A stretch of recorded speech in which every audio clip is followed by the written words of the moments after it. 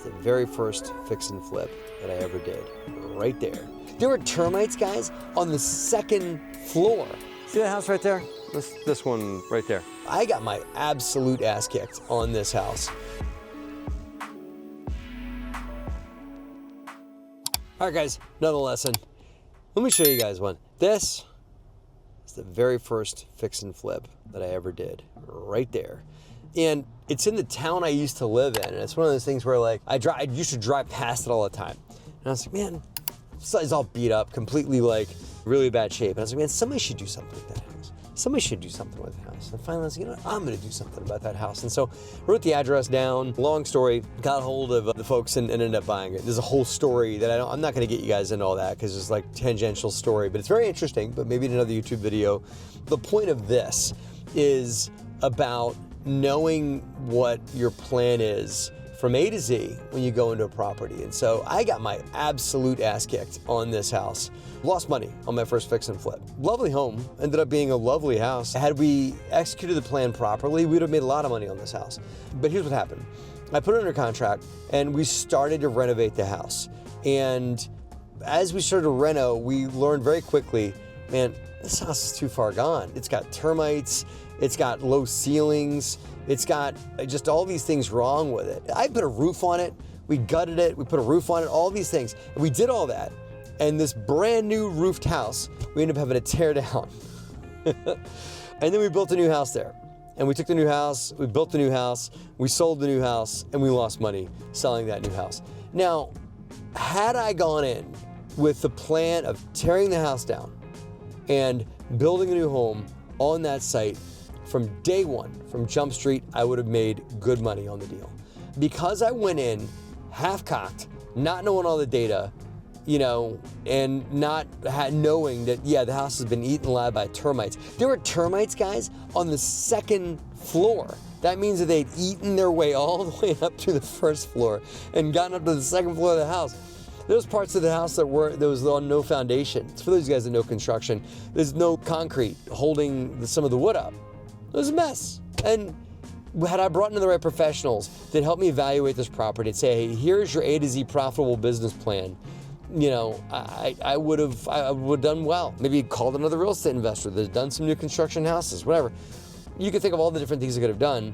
But what I decided to do, I decided to go in and muddle my way through it and figure it out as I went and pivot the plan and, oh, let's just throw a roof on the house, whatever it was.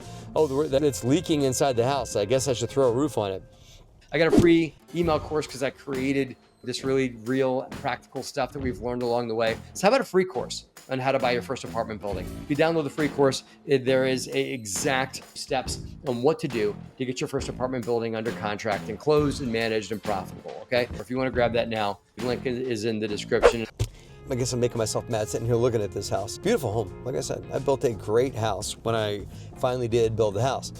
But if in your business, if you don't have a profitable plan, path all the way up to dollar signs coming in your pocket, then you're likely to fail. I did not have a plan on what I was going to do. I bought the house and we just kind of muddled, well, we'll do some demo, we'll do this, we'll do that, and hopefully we can find a way to make money with it.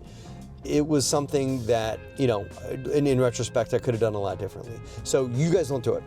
In your businesses, in deals that you guys do, yeah, you're gonna have to pivot.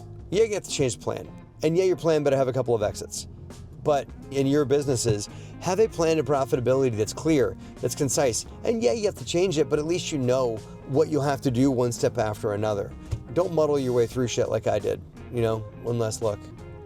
There it is, great memory. And the moral of the story was, I took that concept forward into my business and did a lot of fix and flips and made a ton of money, made 10x more, 20x more than I lost on this job. That's the purchase of a lesson in some ways. It's like a college degree. I wrote a check for learning. Now every deal I did, fix and flip it, the A to Z, all the way up. This is what we're gonna do. This is how long it's gonna take. This is what my debt carry is gonna look like.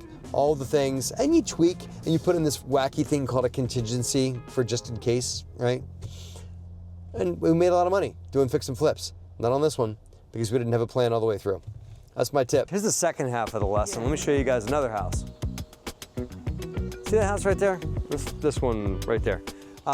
So that house, Little, just a little 4-bedroom, 2-bath here in Trenton, New Jersey. This is my first property I bought in Trenton. And I bought that property, it's like a estate sale. It's a great place to buy small real estate, by the way. You guys want to buy singles, doubles, that kind of stuff. Estates, 100%, great deals. Because people, they're not emotionally attached. Maybe that's a little sub-lesson. That's not the lesson.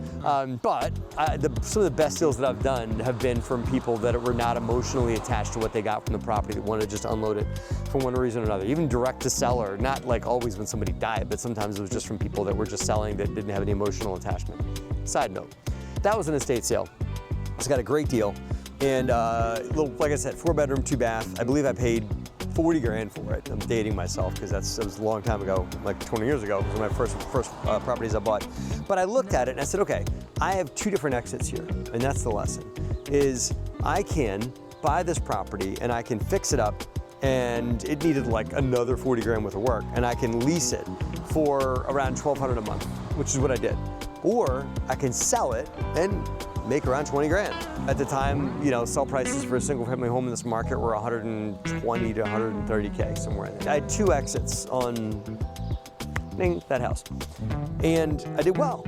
And the reason why I did well is because I wasn't beholden to one plan. As the market changed, I leased it out, and I made a couple, like $200-300 a month cash flow, just enough to keep the lights on and everything like that. But then, as the market came up on pricing, and as a buddy of mine bought the house next door and wanted to expand his property portfolio, he ended up buying that property from me years later. And because I had bought right, and I had bought in a scenario where I could lease and make money, or sell, or just have multiple exits, that I was able to do well. So that's my bottom line. When you buy a property, there can never be just one way that it's gonna work, one way that you make money on it or whatever. If you go into a deal with just one way that you're going to exit and make profit, be that a sale or be that a lease up or whatever it is, or cash flow, if anything gets a little screwed up with that, you could easily get your teeth kicked in. And so with this, because I had a rental plan and a for sale plan, both plans that you might have on a deal don't have to be super high lucrative.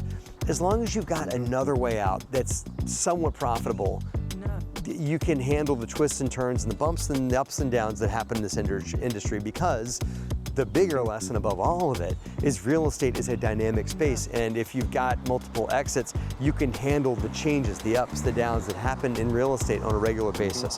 So that's the lesson, is always have more than one exit.